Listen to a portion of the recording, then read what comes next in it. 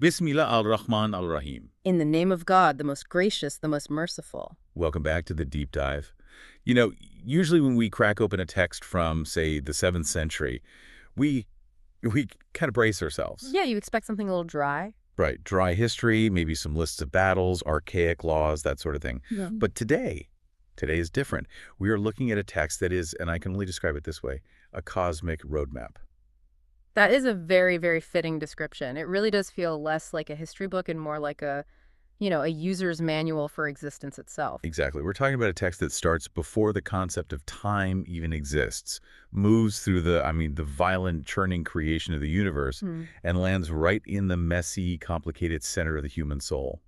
We are unpacking Nahjul Balagha. Which means the peak of eloquence. And specifically, we're zooming in on the very first sermon, Sermon 1. And the speaker is a figure who, well, he absolutely towers over Islamic history, spirituality, and literature. Amir al-Mu'minin Imam Ali alayhi salam. And just to set the stage for you listening right now, when we talk about Amir al-Mu'minin alayhi salam, in this context, we aren't just listening to a ruler or a general, we're listening to a sage. To someone who seems to have witnessed the realities of the universe firsthand. Yes. So the mission of this deep dive really is to unpack how this speech delivered over 1,300 years ago does three really massive things. First, it completely dismantles the human habit of trying to, well, limit God. Okay. Second, it describes the creation of the cosmos in ways that might actually startle a modern astrophysics fan. And third, it explains why yes, you are so complicated. We have a huge stack of sources today. We're pulling from the sermon itself, obviously, but also dense commentaries by scholars like Murtada Mutahari and Saeed Fadhil Milani. And even some fascinating reactions from modern readers stumbling onto this text for the first time. So let's dive in. The sermon opens, and honestly, the very first sentence feels like a challenge. He says, "Praise is due to Allah, whose worth cannot be described by speakers." It's a paradox right out of the gate. Right. I mean, imagine standing up to give a speech dedicated to praising God, and your opening line is basically, "It's actually impossible to do what I'm about to do." But that admission of inability is the highest form of praise. He goes further, saying that even calculators cannot count his bounties. Let's pause on that. Calculators. Think about our world today. We are obsessed with data. Completely. We love our spreadsheets, our KPIs, our metrics. We feel that if we can measure something, we can understand it. If it's not in the data set, it doesn't exist. Yeah. We want to quantify everything. Exactly. But Amir al-Mu'minin alayhi salam is telling us that the reality of God breaks the calculator. The moment you think you've counted God's favors or defined his worth, you've actually missed the point. You've made him finite. You've made him finite. And that sets the tone for the whole sermon. Surrender your need to measure the infinite. This leads us directly into what I found to be the most intellectually demanding, but also the most rewarding part of the text. Right. It's this rigorous dismantling of anthropomorphism. And for anyone who hasn't had their morning coffee yet, that just means giving human traits to non-human things. In this case, imagining God as a kind of Superman. You know, the image, the wise old man sitting on a throne in the clouds. That is exactly the image Amir al-Mu'minin alayhi salam destroys. And he doesn't just say, don't do that. He explains the logical impossibility of it. Okay. The text says, whoever describes God limits him. Whoever describes God limits him. Okay, let's unpack this. Because on the surface, that sounds counterintuitive. Yeah. Don't we describe things to understand them? We do. But think about it this way. If I describe you, listener, right now, I say, you're sitting in a chair, you're wearing a blue shirt. By saying what you are, I'm implicitly saying what you are not. Okay, if I'm in the chair, I'm not in the car. If I'm wearing blue, I'm not wearing red. Exactly. A description draws a boundary. It draws a line around you that says, here is where you end, and here is where the rest of the world begins. It defines your edges. I see. So to be described is to be contained. Precisely. But God has no edges. He have no boundaries. If you give him a physical trait, if you say he has a body, or he sits in a place, you're drawing a line around him. You're saying he ends here. And if he ends, he's finite. That violates the core principle of tawhid, or divine oneness. That makes sense. If he's finite, he's just another object in the box of the universe. Really? A really big object maybe, but still an object. Correct. And Amir al-Mu'minin alayhi salam gives us this mind-bending formulation to replace that image. He says, he is with everything, but not in physical nearness. He is different from everything, but not in physical separation. With everything but not near. That's tough to visualize. It is, because our brains are wired for physical space. But think of it like this. Nearness implies distance. If I stand near you, there's still space between us. Right. God permeates existence. He holds reality together from the inside out, but not like a physical object sitting next to another one. He is the samad, the self-sufficient bedrock of reality. So he's not a tenant in the building of the universe. He's, well, even architect doesn't quite get there. No, because an architect can leave the building. God is the sustaining reality. And this applies to time, too. Okay. The sermon addresses the question of when God existed. Amir al-Mu'minin, alayhi salam, argues that God preceded time. Which is another brain breaker. We always ask, what was before the universe? And the sermon tells us, God, time is a creation, just like a star or a planet. Asking, where is God or when was God is like trying to put the maker of the box inside the box. Yeah. He isn't in the system. He is the system. He is ahad, uniquely one, and samad, absolute and self-sufficient. It's a complete philosophical takedown of the man in the sky idea. It strips away that comfort blanket and replaces it with something much more vast. But then the sermon pivots to something even more subtle. And I admit, I had to read the commentary on this part twice. You're talking about the essence and attributes. Yes. The text talks about denying him attributes. And I'm thinking, wait a minute. Doesn't religion always list attributes? God is powerful, merciful, all-knowing. Is Amir al-Mu'minin, alayhi salam, saying God isn't those things? No, not at all. He's saying God isn't those things in the way that we are. This is where we need to be really precise. Think of it like a video game character, an RPG. Okay, I'm with you. Leveling up. Right. You start the game, your character's weak, you play for a while, you gain experience, and you buy strength. Now, your strength score is 10. That strength is an attribute that was added to you. It's an accessory. Right. Something I acquired. It's separate from me. And theoretically, I could lose it. Exactly. In humans, attributes are separate from essence. You are the container. Knowledge or power is the liquid poured into you.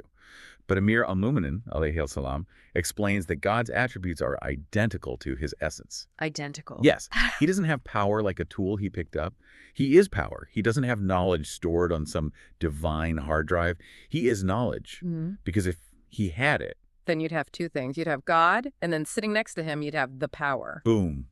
Duality. And if you have two eternal things, you've broken monotheism. You've broken the oneness. You've broken it. So Amir al-Mu'minin, alayhi salam, teaches us that to truly understand the one, we have to realize his being and his qualities are one and the same. There's no division in him. That's deep.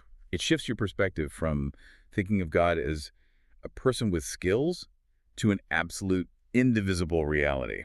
Okay, so we've been up in the philosophical stratosphere. Now, Amir al-Mu'minin, alayhi salam, brings us down to the physical universe. And the imagery here, it shifts from philosophy to something that looks like high-budget cinema. It really does. The language becomes incredibly kinetic, incredibly active. I was reading through some listener reactions in our research, and one person on Reddit was freaking out in a good way, saying this description sounded like the Big Bang. Now, I know. We have to be careful. We have to be careful about projecting 21st century science onto 7th century texts. But the language is undeniably explosive. It is. He describes creation starting out of nothing. No pre-existing matter, no lab experiments, and then he talks about these openings of atmosphere and strata of winds. The water imagery is what really got me. He describes this massive, tumultuous water loaded onto dashing winds. The text says the wind churned the water. Like the churning of curd. To create foam. That phrase, churning of curd, is so tactile, isn't it? It implies violence, energy, friction. This isn't a painter politely adding a tree to a canvas. This is a volatile, high-energy event. It's force. Pure force. And the text says this foam from the churning water was raised up to create the 7 skies.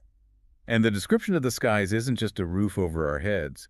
He calls the lower heaven a stationary surge, which is a fantastic oxymoron. It is. And the upper heaven, a protective ceiling without pillars. And if we contextualize this, it's even more impressive. In the 7th century, the dominant view of the universe passed down from the Greeks was that the heavens were these solid, static, crystalline spheres, rigid, unchanging. Right, a static dome, like a snow globe. Exactly. But Amir al-Mu'minin, alayhi salam, describes a universe of flow. Winds, churning water, expanding foam, a rotating firmament. He portrays the cosmos as dynamic and fluid. It feels alive. He also mentions the stars and planets as decorations, the shining sun and effulgent moon. It really positions God not just as a brute force, but as an intricate designer. Absolutely. There's beauty in the violence of creation. But this universe isn't empty. After the stage is built, Amir al-Mu'minin, alayhi salam, populates it, and he starts with the administration. The angels. Yes. And he doesn't just say, and then there are angels. He breaks down their job descriptions. It's like we get a glimpse into a busy, functional cosmic administration. He mentions some are in eternal prostration, some are bearing the throne. Yeah. I like the description of them as speaking tongues for prophets. Mm-hmm. But the key distinction he makes, and this feels like a setup for what comes next, is that they don't get tired. The sermon says they don't experience languor or sleep of the eye. It emphasizes their nature as beings of pure obedience and intellect, untethered by biological limitations. They're constant, which of course contrasts sharply with the next creation. The one that does get tired. The one that sleeps. Us. The creation of Adam. This was a massive aha moment for me regarding human psychology. Amir al-Mu'minin, alayhi as-salam, gives us the recipe for the human being.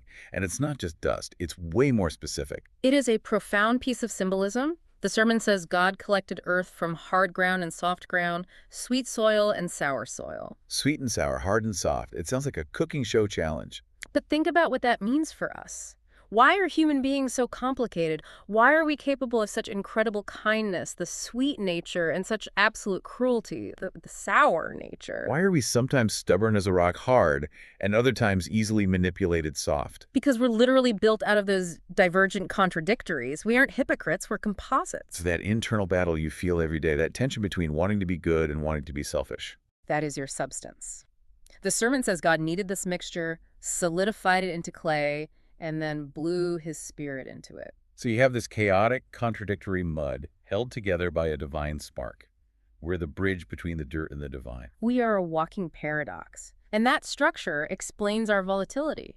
And the sermon immediately pivots to the first failure of that test, the story of Iblis, Satan. Right. God commands the angels to bow to this new clay creature. They do, because as we established, they're pure obedience. But Iblis refuses. And notice why he refuses. The sermon diagnoses it perfectly. It wasn't confusion. It wasn't a misunderstanding. It was self-importance. Self-importance. Iblis looked at Adam's origin clay and then looked at his own origin fire. And he made a judgment. He said, fire is better than clay. I am superior. It was the first act of prejudice.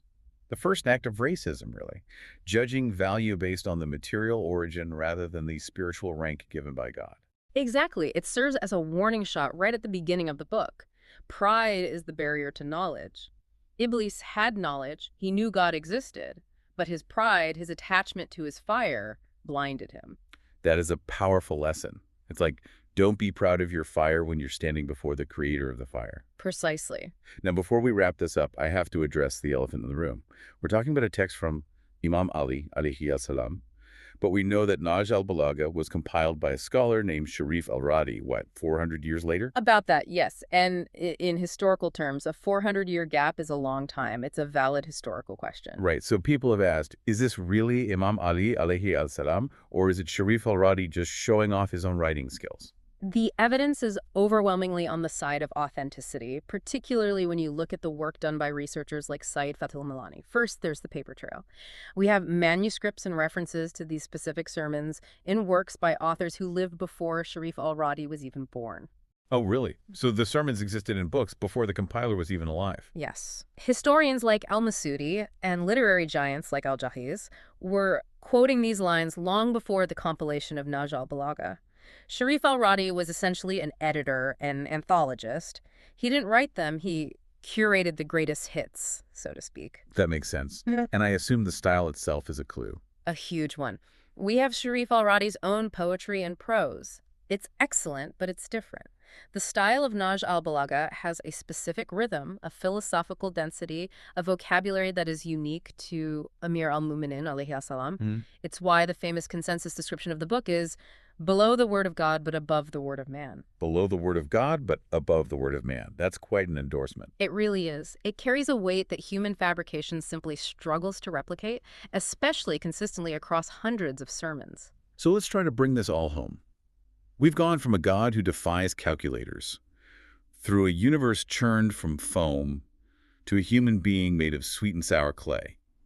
If we have to distill this for the listener, the person driving to work or at the gym, what is the core takeaway?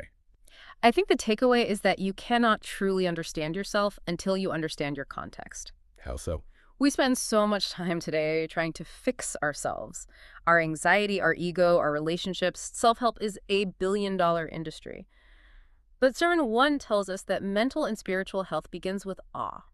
It begins with tawhid. It's just about perspective. Exactly. When you realize the magnitude of the Creator, that He is the infinite reality, the Ahad and the Samad, your ego naturally shrinks. It's hard to be arrogant about your fire when you realize you're just a bit of animated clay in a universe of strata of winds. It's humbling, but in a good way. It takes the pressure off. You aren't the center of the universe. He is the center of reality, and that is where peace is found, by acknowledging your limits and His infinitude. I want to leave you with a final thought to chew on, something that really stuck with me. We talked about that recipe, the hard, soft, sweet and sour clay. And Amir al-Mu'minin, alayhi salam, mentions later in the book that the prophets were sent to remind us of a pledge our souls made to our Creator. Yes, the pledge of His creation, the contract inherent in our being. So here's my question to you. If you are made of that specific mix of sweet and sour clay, and God breathed His Spirit into you, what is the promise your specific nature made? What is the potential your soul agreed to fulfill before you were even born? That is the question of a lifetime. And it's a question only you, the listener, can answer for yourself. We highly encourage you to pick up a copy of Nahjul Balagha. The English translations are widely available. And just reading Sermon 1 for yourself, letting those words wash over you, is an experience we can't fully replicate here. Thanks for joining us. It was a pleasure. See you next time.